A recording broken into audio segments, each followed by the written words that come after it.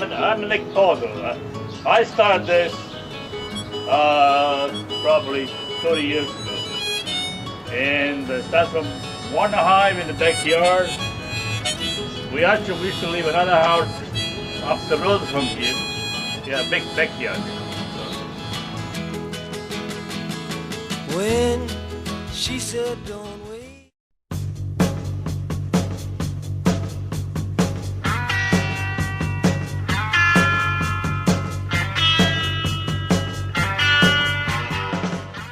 Got all these bees out front. What they're doing is they're cooling the hive off. They'll fan their wings to air condition the hive.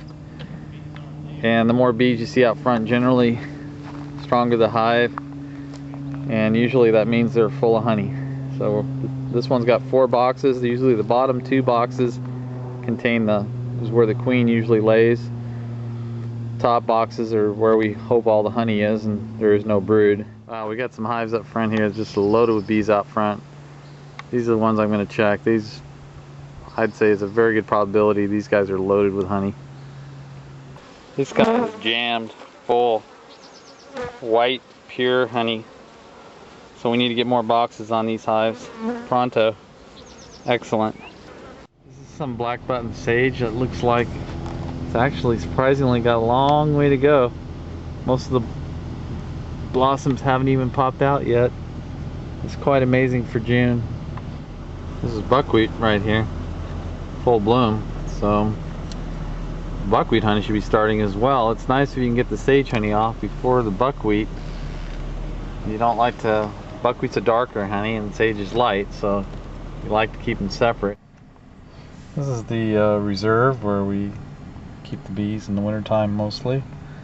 Besides being a great place to winter bees, they make a nice wildflower honey, eucalyptus, coastal bee pollen.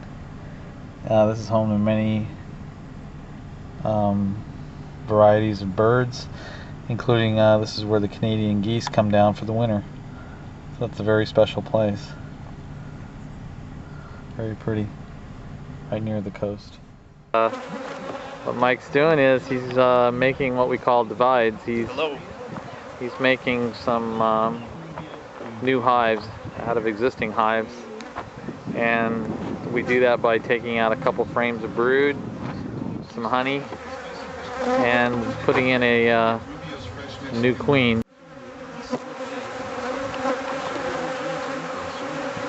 So far, it's kind of cloudy and cool today, so these are they're generally not quite this hot or aggressive. But when it's cloudy and overcast like it is today, they do not like us working on them. He's gonna see if he can find the old queen, because if he finds the queen, then he'll put it back in the hive. There we go, right into the hive. Oh yeah, nice and look at all those bees. She's camera shy. She keeps going into the corner. There she is. Now let's see if I can get her. There she is. I got her on film. That's a beautiful queen. That's a brand new queen. All right, beautiful.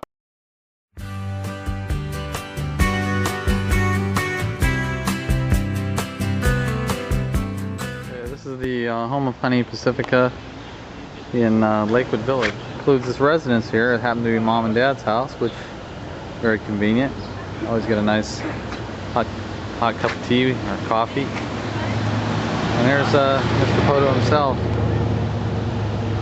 That's the original beekeeper himself, along with Julie, getting ready to go to a market. This is the frame of new foundation that the bees have drawn out. This is where we get our honeycomb from. This is the same honey here, these frames, but these are older ones that have been recycled. When we want honeycomb,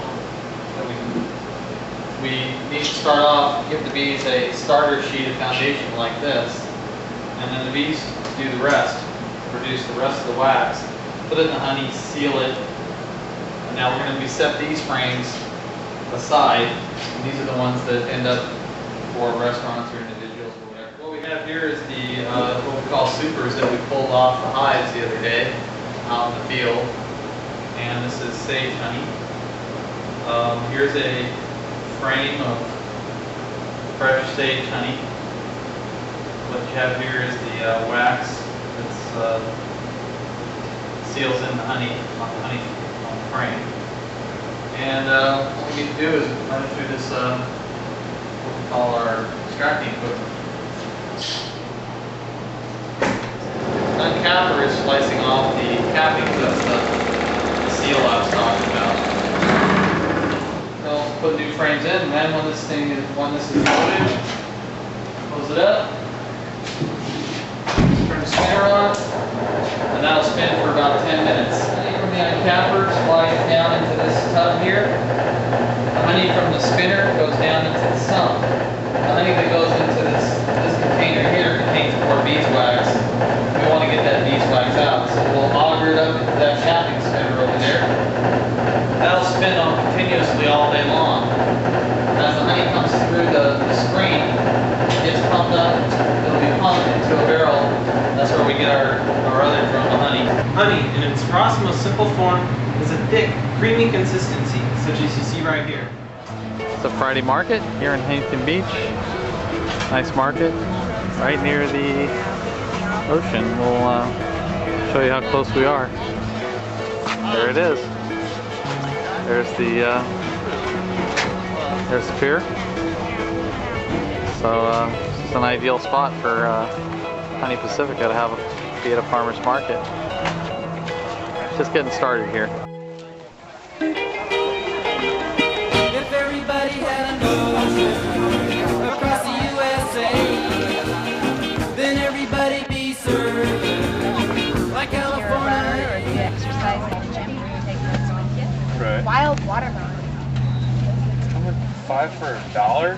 Best bargain. 5 for $1? I think I'm gonna have to get. We're getting one of these. How's that going? So we start with 1, 2, 3 and multiply, and now we have probably 700,000, 800,000. We don't even know. Yeah. The number goes up and down. So the reason I like because the honey was tastes better when you do yourself, you know. And my wife always buy in the market. Nobody liked it.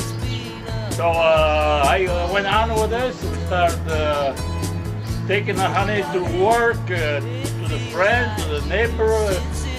They all like it. Here comes the sun.